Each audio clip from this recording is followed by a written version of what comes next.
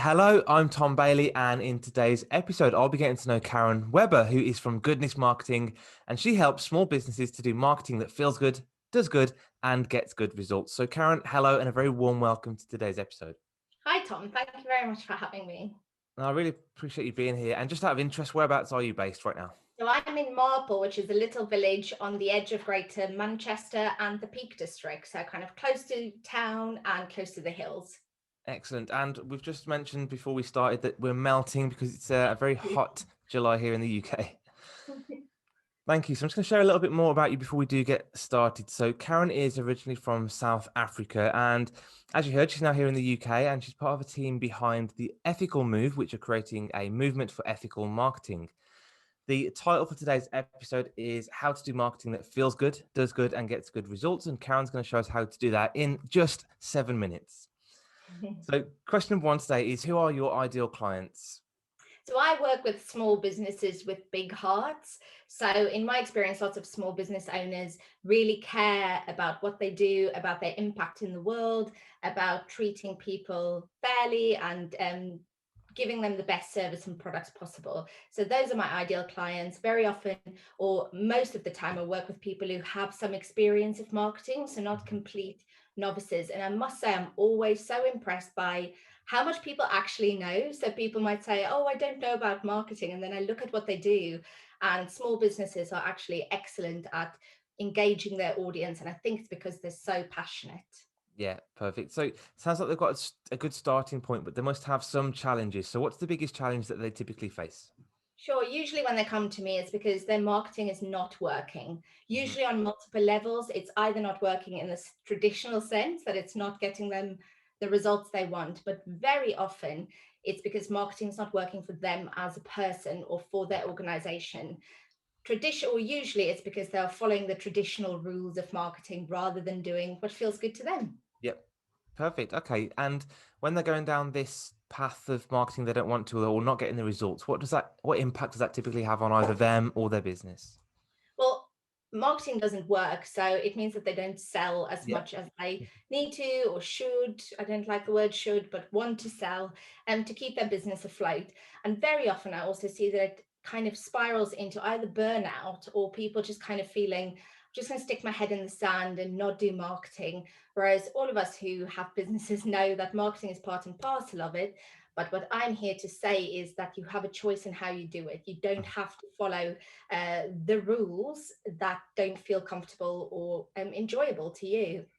Amazing. So, what is one valuable piece of advice that you might give to somebody to help them get started on this path of the new way of marketing? Mhm. I would say listen to your instinct, listen to your inner voice.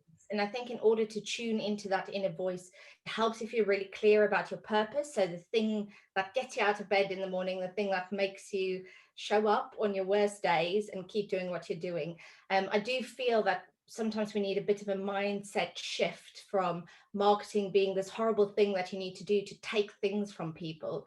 Mhm. It can actually be an act of generosity, especially if you're one of these small businesses with a big heart, and you're doing good in the world. Then withholding that information from people is not actually serving them. So it is a bit of inner work, I guess, that needs doing in shifting that mindset. Okay, perfect. So yeah, a lot of mindset shifts and obviously new strategies to put in place as well to help them grow their business. So people that want to get started and want to move in the right direction, what is one resource that you could share to help people get started? So as you mentioned, I'm part of the team behind the Ethical Move. And before I came across the Ethical Move, I didn't know that there were all these other people who also believe that traditional marketing feels a bit gross and who Hmm. didn't like it. Since then, I've joined the team and we actually have amazing resources, if I say so myself, available on the website. So it's theethicalmove.org. Fantastic resources there about getting started.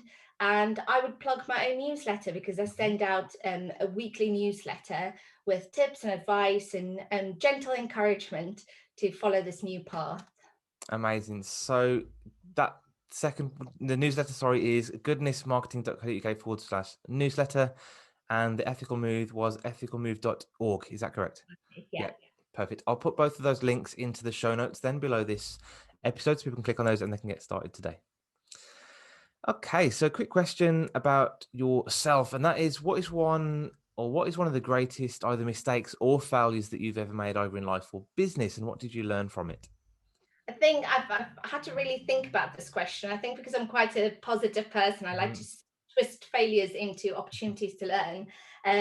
But I think the times where I was most disappointed were the times where I followed somebody else's idea of success or somebody else's agenda, despite what I felt in my intuition, in my inner self.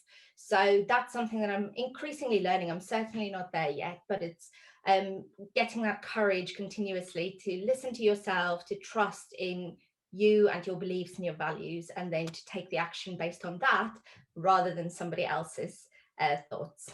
Love it. Thanks so much for sharing. And the last question today is, what is the one question that I should have asked you that'll also bring some great value to our audience today?